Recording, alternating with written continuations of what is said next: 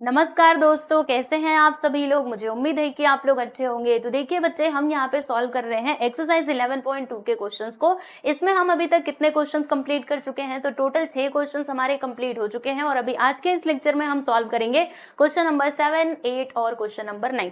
तो चलिए फिर इस वीडियो को हम स्टार्ट करते हैं। तो यहाँ पर देखिएगा, ये रहा आप लोगों के सामने क्वेश्चन नंबर 7। तो देखो दोस्तों, यहाँ पे किसकी बात की जा रही है, मून की बात की जा रही है और अर्थ की बात की जा रही है। ठीक है, तो पहले तो मुझे एक बात बताओ कि मून और अर्थ का जो शेप है ना, वो कैसा होता है। वो स्फीयर के जैसा होता है या फिर हेमिस्फीयर के जैसा होता है। चलिए बताइए, जिसको भी मालूम है आप सभी लोग कमेंट करके जरूर बताइएगा। ठीक है, चलो मैं ही बता देती हूँ कि मून का जो शेप है और अर्थ का शेप कैसा होता है बच्चे। तो इसका शेप होता है गोले यानी कि स्फीयर के जैसा। ठीक है, अब देखो यहाँ पे कुछ बातें बताई गई हैं, देखेंगे ध्यान से। यहाँ पे लिखा है कि diameter of the moon is approximately 1/4 of the diameter of the अर्थ। यानी कि जो मून का डायमीटर है वो कितना है, वो अर्थ के डायमीटर का 1/4 है। जैसे हम मान लेते हैं कि अर्थ का डायमीटर कितना है, ये लीजिए मैंने यहाँ पे कंसिडर कर लिया कि अर्थ का डायमीटर है d। ठीक है, तो मून का डायमीटर कितना होगा भाई, तो मून का डायमीटर हो जाएगा, देखो यहाँ पे लिखा हुआ है कि मून का डायमीटर अप्रोक्सीमेटली कितना है, 1/4 of the diameter of the अर्थ। यानी अर्थ के डायमीटर का 1/4।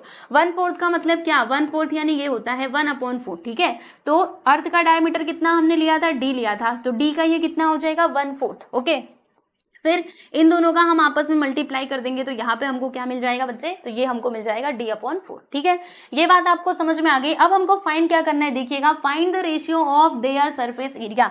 यानी अर्थ और मून का जो सरफेस एरिया है उसका हमको यहाँ पे रेशियो बताना है। ठीक है बच्चों, रेशियो क्या होता है आप सभी लोग जानते हो, है ना। तो चलो अब इस क्वेश्चन का सॉल्यूशन हम शुरू करते हैं। तो यहाँ पर हम लिख देंगे सॉल्यूशन, और कैसे होगा ये चलिए मैं आपको बताती हूँ। तो देखो यहाँ पे कंपेयर किससे किया जा रहा है, देखो हम लोग किसको कंसिडर करेंगे, तो हम उसको कंसिडर करेंगे जिससे कंपेयर किया जा रहा है। तो किससे हम कंपेयर कर रहे हैं, ये अर्थ से, है ना। मतलब अर्थ को ही हम यहाँ पे बेस मानेंगे, तभी जाके हमको मून का डायमीटर मिल पाएगा। ठीक है, तो अर्थ के डायमीटर को हम लोग क्या कंसिडर कर लेंगे बताइए, d। तो यहाँ पर मैंने लिखा कि let the diameter of the earth be d। ठीक है, अर्थ के डायमीटर को हमने क्या मान लिया है दोस्तों, d मान लिया है, बराबर। तो यहाँ पर देयरफॉर क्या आ जाएगा, डायमीटर ऑफ द मून। तो मून का डायमीटर कितना हो जाएगा, तो according to given condition in the question के अकॉर्डिंग अगर देखा जाए तो ये क्या है, 1/4 of the diameter of the earth. तो अर्थ के डायमीटर को हमने d माना है। अब इन दोनों को सॉल्व कर दो, मतलब 1 का मल्टीप्लाई d में करेंगे तो d/ क्या आ जाएगा बच्चे, 4 आ जाएगा। ठीक है, तो अब यहाँ से आप लोग ध्यान रखिएगा कि डायमीटर ऑफ द अर्थ हमको कितना मिला है भाई, तो ये हमको d मिला है, और डायमीटर ऑफ द मून हमको कितना मिला है, 1/4 नहीं, d/4। ठीक है, यहाँ तक की बातें समझ में आ गई। अभी देखिएगा यहाँ पे इनके सरफेस एरिया का हमको क्या बताना है दोस्तों, रेशियो बताना है। ठीक है, तो मुझे एक बात बताओ, इन दोनों का शेप कैसा है, स्फीयर के जैसा है, यानी कि यहाँ पे स्फीयर वाला फॉर्मूला लगेगा। अब सरफेस ऑफ स्फीयर का फॉर्मूला क्या होता है भाई, 4πr²। ठीक है, यानी अगर हमको सरफेस एरिया फाइंड आउट करना है तो हमारे पास क्या होना चाहिए, एक तो पाई का वैल्यू होना चाहिए। पाई का वैल्यू तो हम लोग ले लेंगे 22/7, और दूसरे नंबर पे हमारे पास क्या होना चाहिए, r होना चाहिए, यानी कि रेडियस होना चाहिए। क्या अभी फिलहाल में हमारे पास रेडियस है, नहीं बाबा नहीं है। तो क्या करना पड़ेगा, रेडियस यहाँ पे हम निकालेंगे दोनों का, अर्थ का भी और मून का भी, फिर फाइनली हम रेशियो फाइंड आउट कर लेंगे। ठीक है, तो देखो अब यहाँ पे आपको क्या लिखना है, यहाँ पे हम लिखेंगे दोस्तों radius of the earth. Okay, चलिए, रेडियस ऑफ द अर्थ। तो प्यारे बच्चे, जो हमारा रेडियस है अर्थ का उसको हम लोग स्मॉल r कंसिडर कर लेते हैं। तो क्या होता है रेडियस, रिलेशन क्या होता है बताइए, d/ क्या हो जाएगा, 2 हो जाएगा। यानी कि बताओ इसका डायमीटर कितना है भाई, d है ना, अर्थ का डायमीटर कितना है, d। तो यहाँ पे इसका रेडियस कितना होगा, d/2। ठीक है, तो d/2 हमने यहाँ पर लिख दिया, कोई परेशानी नहीं। फिर उसके बाद यहाँ पे हम लोग निकालेंगे रेडियस ऑफ द क्या, मून। ओके, तो यहाँ पर मैं लिखती हूँ and radius of the moon. अब हम यहाँ पे बात कर रहे हैं प्यारे बच्चे मून की। ठीक है, तो इसके रेडियस को हम लोग कैपिटल R कंसिडर कर लेते हैं। ओके, अब अगेन वही सवाल, क्यों कैपिटल R हमने इसको माना, क्या हम इसको R नहीं मान सकते, सुनो ध्यान से। इसका रेडियस अलग है, इसका रेडियस अलग है, इसीलिए अलग अलग मानने का, या तो आप इसको R1 ले लो, इसको R2 ले लो, या फिर इसको स्मॉल r और इसको कैपिटल R, ऐसे आप कंसिडर कर लो। ठीक है, तो बताओ पहले मुझे ये बताना कि डायमीटर ऑफ द मून कितना है, d/4, यानी d/4 का हमको क्या करना पड़ेगा, आधा करना पड़ेगा, तो फिर हमें क्या मिलेगा, रेडियस ऑफ द मून। तो हम क्या करेंगे, डायमीटर क्या दिया है यहाँ पे, d/4 है। अब इसका भी हमको आधा करना है, इसका भी आधा करना मतलब डिवाइडेड बाई क्या आएगा बच्चे, 2 आएगा। ठीक है, अब इसको सॉल्व करो। तो कैसे करेंगे, देखो ये इस टाइप के क्वेश्चन आपको सॉल्व करने तो आते होंगे। देखो ध्यान से, यहाँ पे इसके कुछ नीचे कुछ नहीं, मतलब क्या है 1, जब नीचे कुछ नहीं होता तो 1 होता है। ठीक है, अब देखो ये आपका पूरा डिवीजन है, तो अगर मैं ये डिवीजन को मल्टीप्लिकेशन में चेंज करूंगी तो ये जो नीचे वाला है ना आपका फ्रैक्शन, इसका क्या हो जाएगा बच्चे, रेसिप्रोकल, यानी ये पलट जाएगा। देखो कैसे पलटेगा, ध्यान से देखो, यहाँ पे लिखा मैंने d/4 इंटू क्या होगा, ये जो 1 है जो कि पहले नीचे था ये ऊपर चला जाएगा और 2 कहाँ पर आ जाएगा भाई, नीचे आ जाएगा, कुछ इस प्रकार से। ठीक है, अब इसको हम सॉल्व करेंगे तो 1 इंटू डी करेंगे तो यहाँ पे d आएगा और 4 2 सा क्या मिल जाएगा हमको, 8 मिल जाएगा।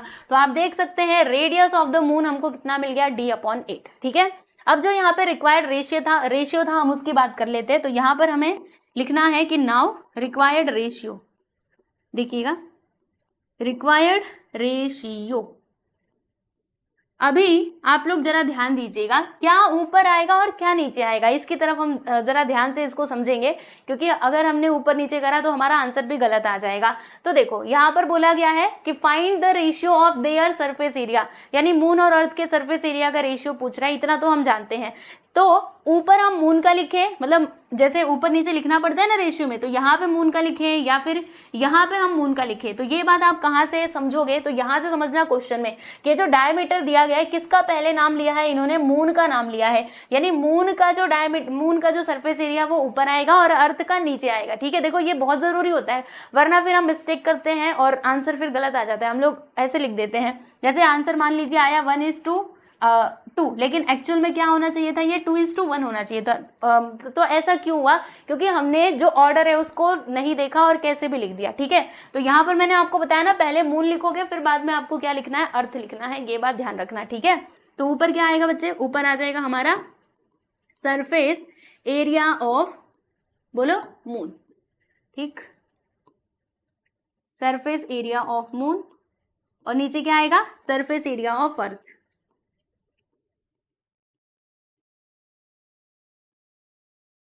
दोनों का शेप कैसा है, हेमिस्फीयर का ही है, मतलब हेमिस्फीयर के जैसे ही है, तो हेमिस्फीयर वाला ही यहाँ पे फॉर्मूला लगेगा।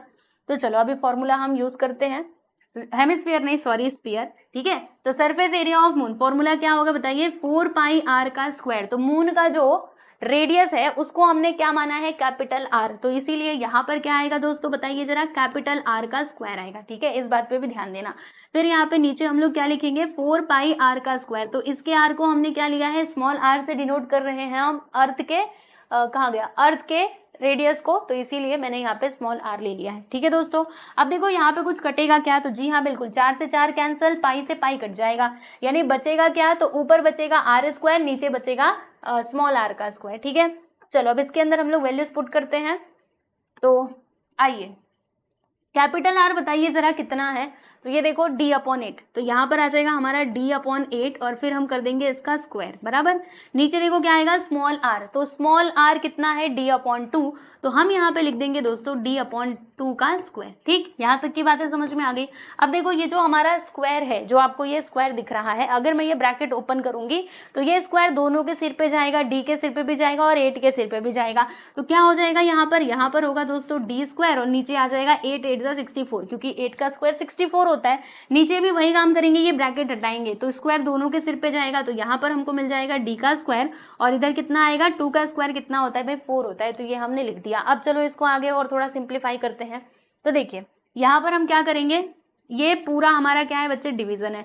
अब ये डिवीजन को हमें ना मल्टीप्लिकेशन में चेंज करना है, तो मल्टीप्लिकेशन में जब हम चेंज करेंगे तो रेसिप्रोकल हो जाएगा डिनोमिनेटर का। तो कैसे लिखेंगे, देखो d² अपॉन में आएगा 64 इंटू ये 4 जाएगा हमारा नीचे, और ये जो d² है ये आ जाएगा, मतलब 4 जाएगा ऊपर और d² आ जाएगा नीचे, यानी जो पहले डिनोमिनेटर हुआ करता था वो अब हो जाएगा न्यूमरेटर, और जो न्यूमरेटर हुआ करता था वो हो जाएगा डिनोमिनेटर। अभी बताइए यहाँ पे कुछ कैंसिल हो रहा है क्या, जी हाँ बिल्कुल, देखो d² से d² कैंसिल, फिर ये देखो 4 से 64 भी कट जाएगा, तो 4 1 जा 4 और यहाँ पे 4 1 जा 4, इसमें 2 बचेगा, 4 6 जा कितना होता है 24 होता है, यानी कि ऊपर आया 1 नीचे आया क्या 16। तो देखिएगा यहाँ पे इसका जो रेशियो है ना बच्चे, वो हमको क्या मिलता है 1 तो यहाँ पर क्या बचा है, ऊपर 1 और नीचे क्या आएगा बताइए जरा, 16 आ जाएगा। मतलब हमारा रिक्वायर्ड रेशियो क्या हो जाएगा, 1:16। तो देखिए मैं इधर लिख देती हूँ इसका आंसर कि हेंस, ऐसे करके हम लिख देंगे, hence required ratio is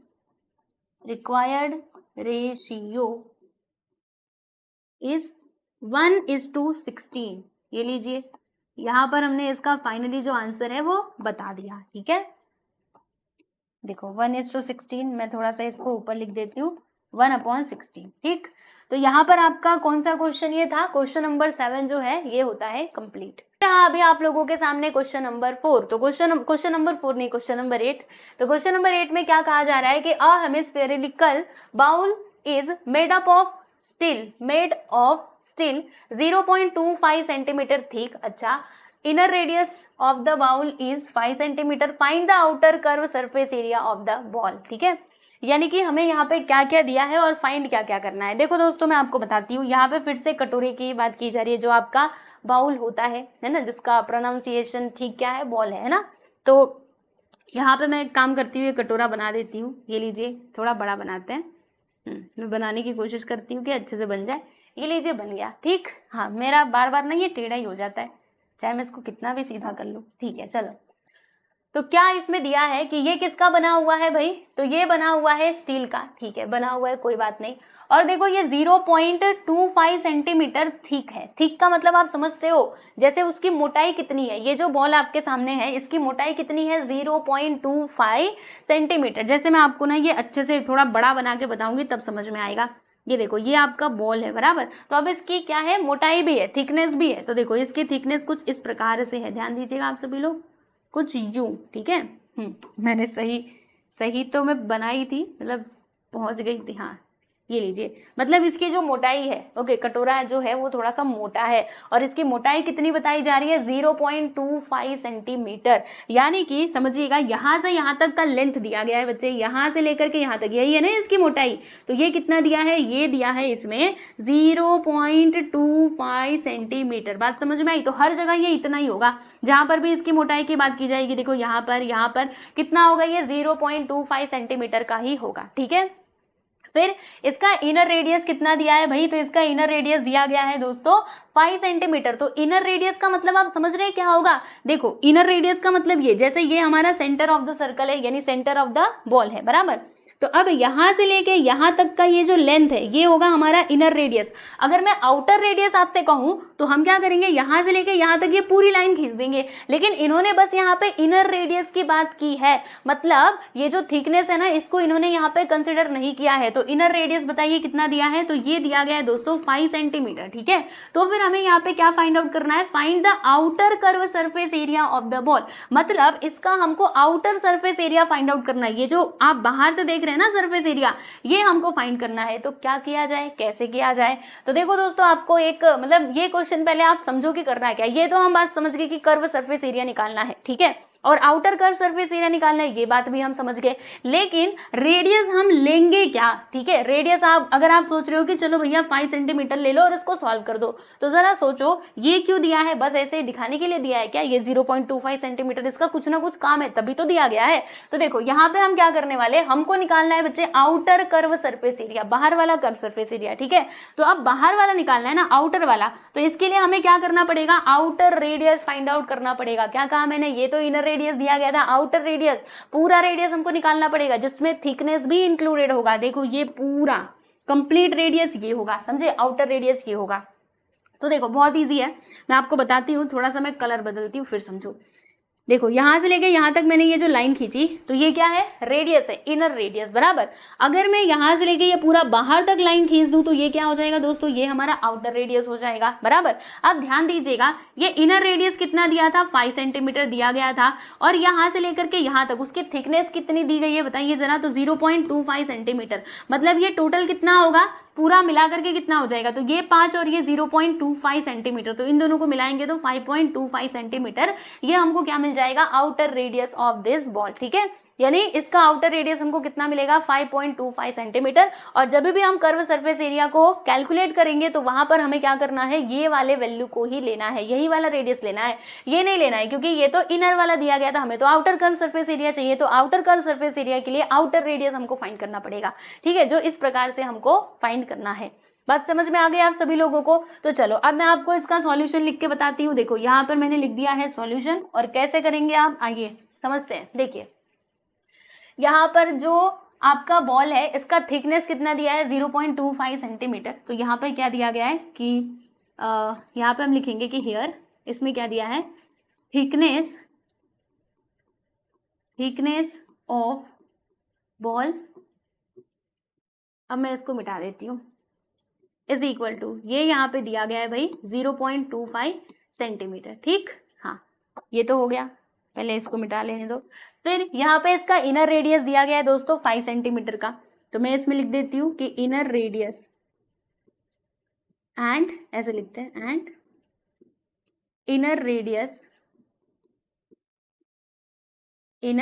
radius of ball, ये कितना दिया है, ये दिया गया है बच्चों 5 सेंटीमीटर, ठीक है। तो आउटर रेडियस क्या हो जाएगा इन दोनों का टोटल, तो इसीलिए मैं यहाँ पे लिखूंगी कि outer radius of the ball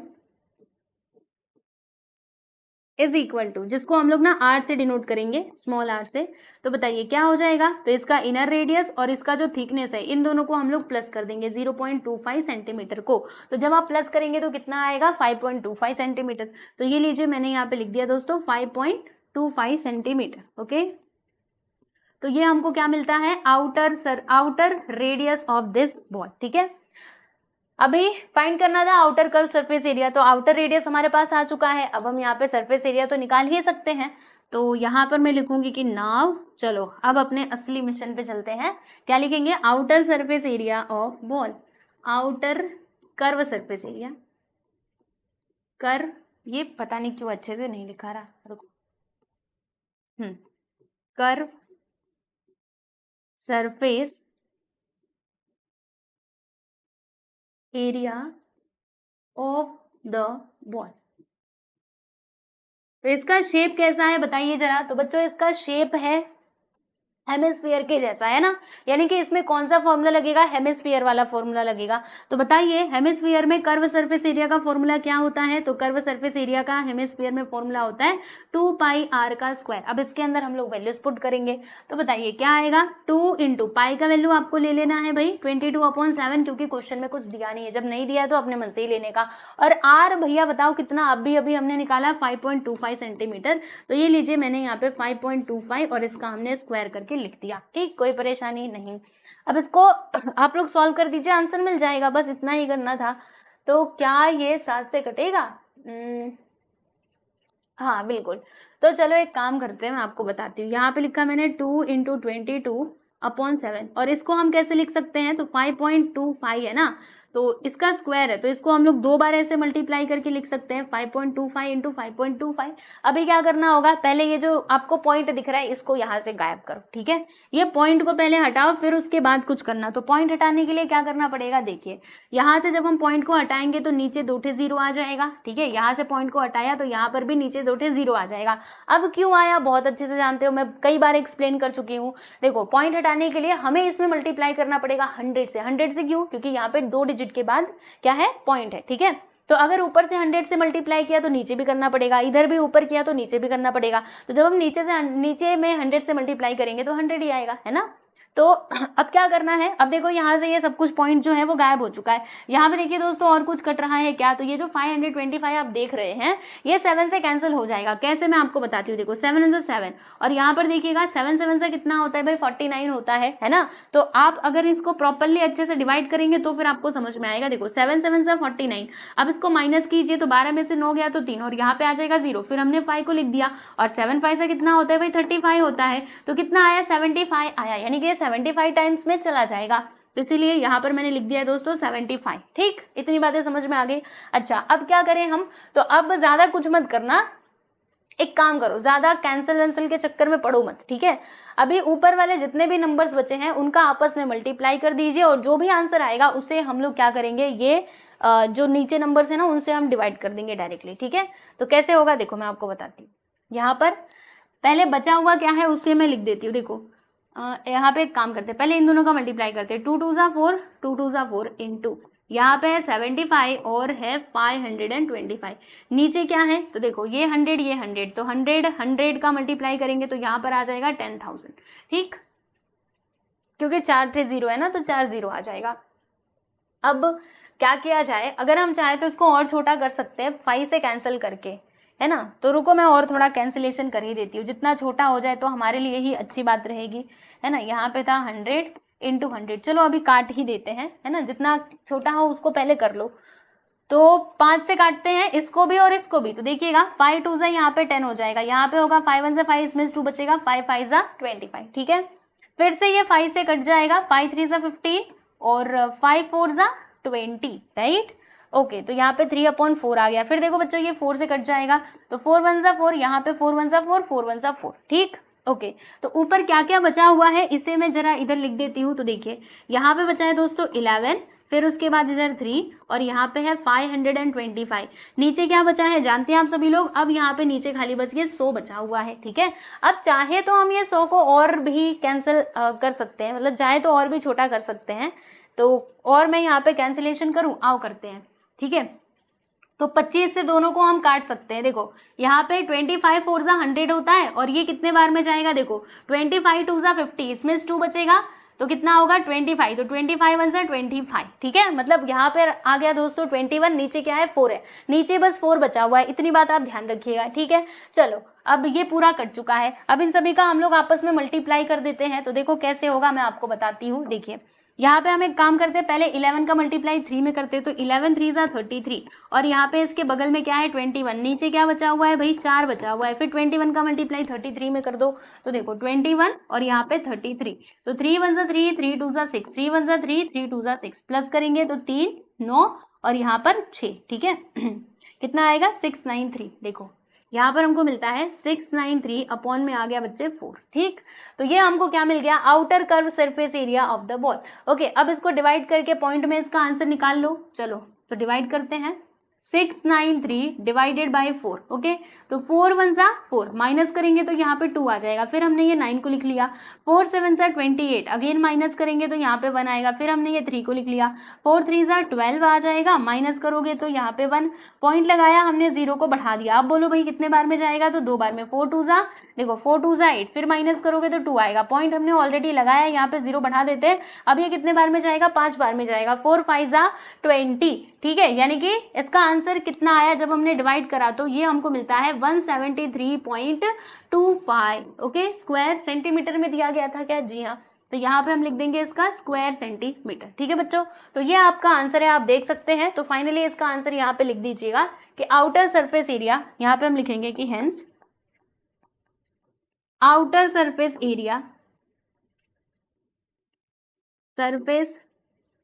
area of the ball is,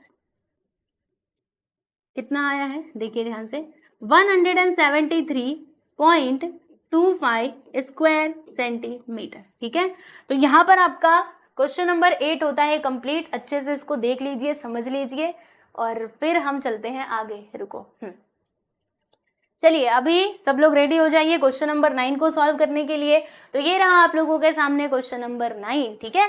तो क्वेश्चन नंबर 9 में एक फिगर है आप लोगों के सामने, देख लीजिए। ये किसका फिगर है प्यारे दोस्तों, तो ये फिगर है किसका, स्फीयर का, ठीक है। और इसके साथ ही ये जो स्फीयर है ना वो किसके अंदर डला हुआ है बताइए जरा, तो ये ना सिलेंडर के अंदर डला हुआ है, ठीक है। ये सिलेंडर का शेप है, ऐसा शेप सिलेंडर का होता है ना, आप सभी लोग बहुत अच्छे से जानते हो, ठीक है। इसको हम लोग क्या कहते हैं दोस्तों, सिलेंडर कहते हैं, ठीक है ना। और सिलेंडर में देखो ये हमारा रेडियस होता है, जरा मैं आप लोगों को बता दूं, मतलब बताना चाहूँ तो देखो ये हमारा क्या होता है दोस्तों, रेडियस होता है। और सिलेंडर में ये जो आप देख रहे हैं ना ये आपका हाइट होता है, हाइट ऑफ द सिलेंडर, ठीक है। चलिए तो अभी क्वेश्चन देखते हैं। इसमें लिखा है कि a right circular cylinder just encloses a sphere of radius R. मतलब यहाँ पर आप देख सकते हैं ये सिलेंडर है जिसके अंदर क्या है, ये स्फीयर है, ठीक है। इसका रेडियस कितना बताया जा रहा है, स्फीयर का रेडियस बताया जा रहा है r। जैसे कि मैं आप लोगों को यहाँ पर बताऊं, देखो ये हमारा है सेंटर ऑफ द सर्कल, ठीक है। अब सेंटर से लेकर के सर्कल तक जो हम लाइन खींचते हैं उसी को कहा जाता है दोस्तों रेडियस। तो इसका रेडियस क्या है प्यारे बच्चे, r है, r, ओके। तो अगर मैं यहाँ से यहाँ तक भी खींचूंगी, देखो यहाँ से लेके यहाँ तक भी लाइन खींचूंगी तो ये भी तो हमारा रेडियस ही होगा। चाहो तो मैं ऐसे खींचूंगी तो ये भी हमारा रेडियस ही होगा, है ना। सबके सब क्या होंगे, आर हो गए। अब देखो यहाँ से एक और बात आप नोटिस कीजिएगा जो मैं आप लोगों को बताना चाहती हूँ। देखो यहाँ से लेके यहाँ तक का जो डिस्टेंस है ना वो कितना होगा, तो पहले इन अच्छे से समझो इसको। देखो ये कहाँ तक गया है भाई, ये पूरा यहाँ तक गया है, ठीक है, और ये पूरा यहाँ तक आया है। अगर यहाँ से इसको हम लोग ज्वाइन करेंगे तो ये भी तो हमारा रेडियस ही होगा, ठीक है। थोड़ा मैं कलर बदलती हूँ, हाँ। और इस फिगर के बारे में पहले आप समझो, तभी आपको बातें समझ में आएंगी कि क्या क्या करना है। देखो यहाँ से लेके अगर मैं ये वाली लाइन खींचूं, देखो ये और ये दोनों आपस में बराबर ही होंगे, मतलब ये भी आपका क्या हो जाएगा दोस्तों, रेडियस। फिर यहाँ से यहाँ तक मैं ये सर्कल तक अगर ये लाइन खींचूं तो ये भी तो मेरा रेडियस ही कहलाएगा, ठीक है। और फिर ये पूरा यहाँ से लेके यहाँ तक क्या है भाई, ये भी रेडियस है, ये भी रेडियस है, मतलब पूरा जो डिस्टेंस है वो कितना हो गया, तो ये भी r ये भी r, मतलब r r मिला करके क्या हो जाएंगे 2r, है ना, 1r + 1r। तो ये पूरा मिला करके कितना हो जाएगा 2r, ठीक है। तो अगर आप दोनों को कंपेयर करके समझोगे तो ये वाला लेंथ और ये वाला लेंथ दोनों आपस में बराबर है। तो अगर ये 2r है तो ये भी कितना हो जाएगा दोस्तों, 2r हो जाएगा। मतलब इस सिलेंडर का जो हाइट है वो हमको कितना मिल गया, 2r मिल गया, ठीक है। ये बात आपको समझ में आ गई। अब चलो हम इसका सॉल्यूशन देखते हैं। क्वेश्चन में क्या पूछा जा रहा है, ध्यान दीजिए आप सभी लोग। इसमें लिखा है पहले में कि surface area of the sphere, यानी स्फीयर का हमको सरफेस एरिया बताना है। ये तो बहुत इजी है, 4πr का स्क्वायर। तो हम यहाँ पे पहले नंबर पे डाल के लिख देंगे कि surface area of sphere, surface area of the sphere is equal to क्या हो जाएगा भाई, 4πr का स्क्वायर। लीजिए हमने पहला क्वेश्चन का आंसर बता दिया। अब दूसरे सवाल में हमसे क्या कहा जा रहा है, तो दूसरे में बोला जा रहा है कि curve surface area of the cylinder, यानी ये जो सिलेंडर आपके सामने दिखाया जा रहा है इसका हमको फाइंड आउट करना है बच्चों, कर्व सरफेस एरिया, ठीक है। तो चिंता मत करो, इसका फॉर्मूला मुझे पता है कि आपने पहले नहीं पढ़ा है, लेकिन मैं आपको बताती हूँ। देखो यहाँ पे पहले मैं लिख दूं curve surface area, curve surface area of cylinder. देखो दोस्तों इसका कर्व सरफेस एरिया क्या होगा, तो हमारे पास ना एक फॉर्मूला है कर्व सरफेस एरिया का। क्या फॉर्मूला है भाई, तो फॉर्मूला ये होता है 2πrh, ठीक है। सिलेंडर का अगर आपको कर्व सरफेस एरिया निकालना है तो फिर आप ये वाला फॉर्मूला यूज करेंगे। कौन सा फॉर्मूला, 2πrh का, ठीक है बच्चों। चलिए तो ये भी हमने कर दिया, हमने यहाँ पे 2πrh जो मतलब जो होता है वो हमने निकाल दिया, ठीक है। अच्छा एक और बात इस पे ध्यान देना, देखो ये तो हमने किया, अभी इसके आगे आप ये भी कर सकते थे, जैसे यहाँ पे लिखा 2π, ओके, r का मैंने r लिखा। अब ये जो आपको h दिखाई दे रहा है दोस्तों, h किसके इक्वल है, 2r के इक्वल है। तो क्या मैं इसकी जगह पे ये 2r लिख सकती हूँ, हाँ कि नहीं, जी हाँ बिल्कुल हम लिख सकते हैं, है ना। लिख सकते हैं कि नहीं, क्योंकि h और 2r तो आपस में इक्वल ही है ना। तो अब जरा इसको सॉल्व कर दो, तो देखो यहाँ पे 2 का मल्टीप्लाई 2 में हो जाएगा तो 2 2 4, ठीक है। फिर ये पाई भी आएगा और इसके साथ ही क्या आएगा, देखो r इंटू आर करेंगे तो r का स्क्वायर आ जाएगा, समझे। यानी कि 4πr² हमको मिलता है, क्या मिलता है, curve surface area of the cylinder, समझे। देखो curve surface area of the cylinder का फॉर्मूला क्या होता है, 2πrh, ठीक है। तो 2πr हमने लिखा, लेकिन हमने देखा कि इधर h का वैल्यू किसके इक्वल है, h जो है वो बराबर है 2r के, तो h की जगह पे मैंने 2r पुट कर दिया, फिर इन सभी का मल्टीप्लाई कर दिया, तो 2 2 4, पाई का पाई और r इंटू आर करेंगे तो r², ठीक है। चलिए ये बात भी हम समझ गए। अब तीसरा सवाल हमसे कहा जा रहा है कि ratio of the areas obtain in 1 and 2, यानी 1 और 2 में जो हमको एरिया मिला गया है, मतलब मिला हुआ है, उसका हमको बताना है दोस्तों रेशियो, ठीक है। चलो मैं आपको बताती हूँ क्वेश्चन कैसे सॉल्व होगा, अभी लास्ट वन हम करेंगे, आइए।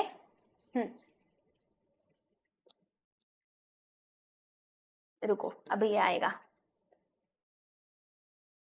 यहां पर देखिए दोस्तों हम डालते हैं नंबर 3 और क्या लिखेंगे, required ratio.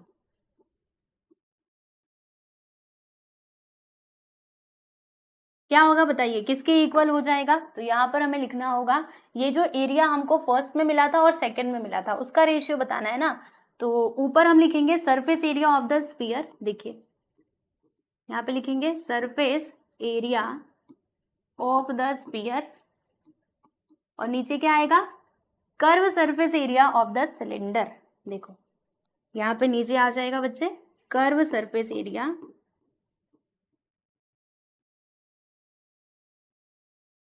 Of the cylinder.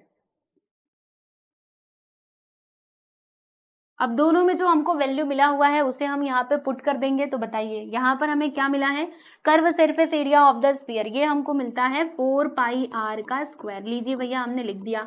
और curve surface area of the cylinder, ये भी हमें क्या मिला, 4 पाई आर स्क्वायर। तो यहाँ पर भी मैंने 4 पाई आर स्क्वायर लिख दिया। अब बताओ यहाँ पे कुछ कट रहा है क्या, तो जी हाँ बिल्कुल कट रहा है। क्या क्या कट रहा है बताइए जरा। तो देखो 4 से 4 कटेगा, पाई से पाई कटेगा, इधर भी आर स्क्वायर है इधर भी आर स्क्वायर है, यानी कि आर स्क्वायर से आर स्क्वायर कट जाएगा।